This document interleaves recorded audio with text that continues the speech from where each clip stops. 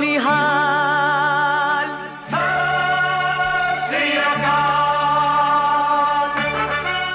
साहब, आपका बहुत बहुत स्वागत है। जी नमस्कार। पिछले दिनों पीएम नरेंद्र मोदी जी ने तीन बिल थे वो वापस कर लिए। क्या ये जो बिल वापस हुआ है इसके पीछे मुख्य कारण क्या है? क्या इसकी तैयारी पहले से थी? देखिए, बेसिकली जो बिल लाए गए थे ये बड़े सोच समझ के लाए गए थे। इसमें गवर्नमेंट का कोई फायदा नहीं था। इसमें फायदा था जो यहाँ पे पुअर फार्मर्स हैं। 95% फार्मर्स जो है पुअर हैं, फायदा उनका था। एक्सप्लॉइट कर रहे थे उनको रिच फार्मर्स, एक्सप्लॉइट कर रहे थे उनको मिडिल मैन। तो इसी पर्पज से बिल लाए गए थे ताकि किसानों को उनके जो फसल है उसका पैसा ज्यादा मिल सके। लेकिन अफसोस की बात है, ये बिल के ऊपर यहाँ पे डिमोन्स्ट्रेशन होनी होगी। कहाँ पे हुई डिमोन्स्ट्रेशन? एक पंजाब के फार्मर्स और कुछ हद तक यूपी के, तो स्पेशली जो जाट बेल्ट में। बाकी कहीं पे कोई डिमोन्स्ट्रेशन नहीं हुई। बाकी किसी को यहाँ चुपचाप बैठे रहे, सबको फायदा था। आप देखिए महाराष्ट्र के अंदर कोई एजिटेशन नहीं हुई, कोई प्रॉब्लम नहीं हुई। इसके बाद मेन रीजन क्या था इसके विड्रॉ करने का, जब इतना बेनिफिशियल था सबके? तो इस पे ये हुआ कि यहाँ पे 1 साल से ऊपर हो गया एजिटेशन चल रही थी। एजिटेशन कौन कर रहे थे? यहाँ के पंजाब के जो फार्मर्स हैं, या यहाँ पे जो गुंडा एलिमेंट्स हैं, या एंटी सोशल एलिमेंट्स हैं। सिख बन के, कुछ मुसलमान भी सिख बन के एजिटेशन कर रहे थे। लेकिन एजिटेशन तो चल रही थी जिससे गवर्नमेंट काफी डिस्टर्ब थी, और यहाँ पे तकायत भी कर रहा था। तकायत का भी साथ में काम चल रहा था। अब बेसिक क्या था कि गवर्नमेंट ने ये फार्मर्स का बिल क्यों वापस लिया जब बेनिफिशियल था? आपको याद होगा कि कैप्टन अमरिंदर सिंह कुछ हफ्ते पहले दिल्ली आए थे। दिल्ली आने के बाद वो अमित शाह जी से मिले थे, होम मिनिस्टर से, और उन्होंने उनको एक फाइल दी थी। अब ये फाइल क्या थी? ये जो फाइल थी ये थी पंजाब सीआईडी की रिपोर्ट। 105 पेज की रिपोर्ट थी। इस रिपोर्ट के अंदर पूरी जो हिस्ट्री लिखी गई थी कि पंजाब के अंदर क्या चल रहा है, या फार्मर्स बिल के अंदर क्या चल रहा है, या खालिस्तानी यहाँ क्या चल रहे हैं। और ये रिपोर्ट बड़ी चौंकाने वाली थी।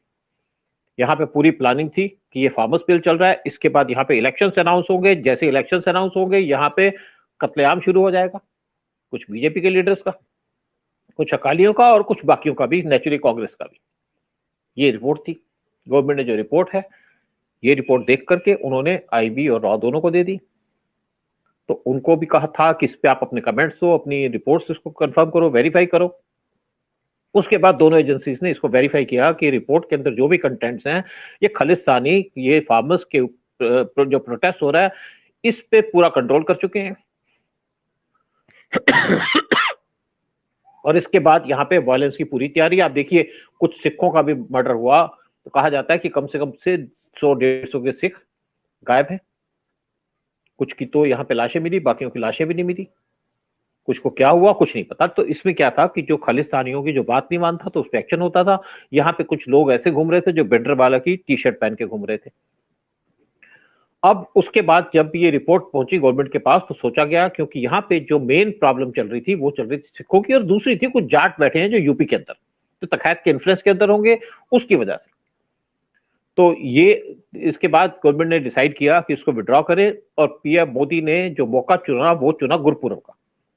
और बताने के लिए, क्योंकि यहाँ के जो फार्मर्स थे, जो रिच फार्मर्स थे, जैसे 95% फार्मर्स गरीब थे, 5% यहाँ पे अमीर फार्मर्स हैं जो ऑडी में आ रहे थे, जो यहाँ पे पिज्जा का अरेंजमेंट कर रहे थे। और सारा जो पैसा आ रहा था वो आ रहा था एक तो फॉरेन से, और इसमें जो पैसा आ रहा था ज्यादातर वो खालिस्तानी भेज रहे थे। कुछ पाकिस्तान की आई थे, कुछ चाइना, कुछ जॉर्ज सोरोस।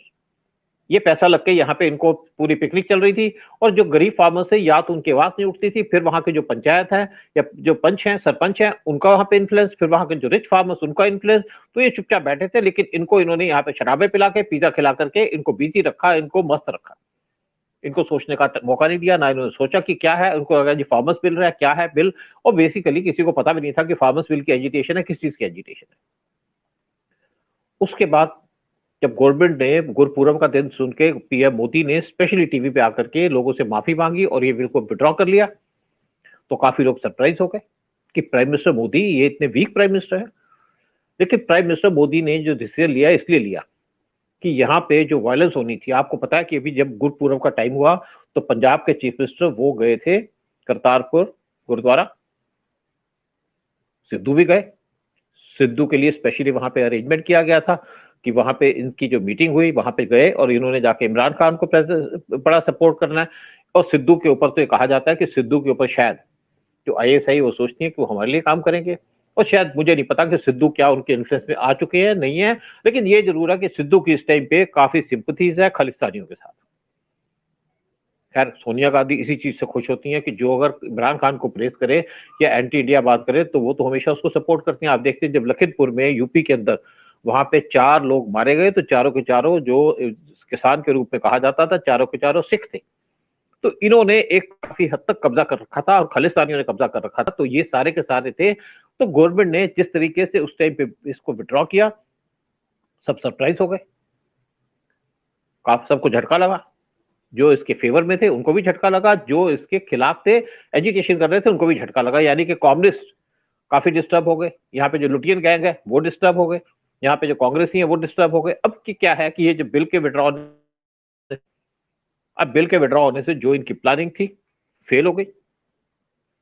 यानी कि जो खालिस्तानियों की प्लानिंग थी या पाकिस्तान के AIC की प्लानिंग थी वो सारी की सारी धरी की धरी रह गई, हवा निकल गई गुब्बारे के अंदर से। अब इसके ऊपर क्या होगा, इसके ऊपर एक और बात है कि अब जो धीरे धीरे सारे के सारे यहाँ से लोग जाएंगे। एक और प्रॉब्लम इंडिया के साथ ये आ रही थी कि हमारी फोर्सेस खड़ी है बॉर्डर पे, चाहे पाकिस्तान हो चाहे यहाँ पे चाइना हो, का मेन रूट है जाने का, यानी कि जो रूट पंजाब से होकर के कश्मीर तक, वहां पे एजिटेशन। फिर दूसरी तरफ जो चाइना, इस टाइम पे ठंड भी आ रही है, बॉर्डर पे सबको सप्लाईज भी भेजनी है, इस चीज की दिक्कत।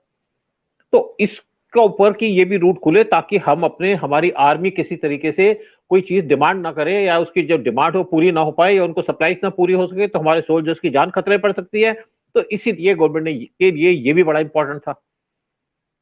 और तीसरी बात क्या है, कुछ लोग कहते हैं कि इलेक्शन, बिल्कुल इलेक्शन का रीजन है, क्योंकि अगर कोई पार्टी पावर में है और वो इलेक्शन का नहीं सोचेगी तो कैसे चलेगी। अब ये जो था एजिटेशन, चाहे लोगों को मिसलीड किया हुआ था, तो यहाँ गवर्नमेंट ने, PM ने भी कहा कि हम लोगों को समझा नहीं पाए या जो भी रीजन है, लोगों के बात समझ में नहीं आई या समझना नहीं चाहते थे। लेकिन किसान बिल के ऊपर एक वहां पे माहौल बन रहा था गवर्नमेंट के खिलाफ। तो ये जो बिल विड्रॉ करने से एक तो फर्क ये पड़ा कि हमारी जो फोर्सेस हैं उनको पूरी सप्लाई जा पाएगी, और दूसरा काम ये है कि जो इनकी प्लानिंग थी पंजाब के अंदर दोबारा से मिलिटेंसी लाने की, वो प्लान फेल हो गई। तीसरी जो हमारी अपोजिशन की जो प्लानिंग थी कि यहाँ पे डिस्टर्बेंसेस क्रिएट की जाए और बीजेपी को नुकसान पहुंचाया जाए, देश को नुकसान पहुंचाया जाए, वो फेल हो गया, चाहे कांग्रेस का, चाहे कम्युनिस्टों का, चाहे दूसरी तरफ से आपके BSP जैसी, समाजवादी पार्टी जैसी। अब एक और बात क्या है कि इंडिया इस टाइम पे प्रोग्रेस कर रहा है।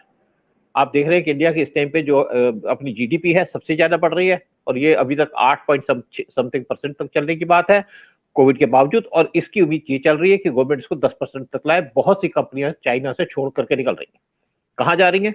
इंडिया के अंदर, यूपी के अंदर एक आपकी कॉरिडोर बन रही है, डिफेंस कॉरिडोर, यहाँ पे प्रोडक्शन चल रही है, यहाँ पे ड्रोन्स की प्रोडक्शन चल रही है, यहाँ पे प्लेन्स की प्रोडक्शन चल रही है, यहाँ पे हेलीकॉप्टर्स बन रहे हैं, यहाँ पे गन्स बन रही है, यहाँ पे टैंक्स बन रहे हैं, यहाँ तोपें बन रही है, और यहाँ पे बड़ी बड़ी प्रोक्योरमेंट चल रही है अभी तक भी फुल स्पीड से। पिछले 3-4 साल से ये काम बड़ी स्पीड से हो रहा है।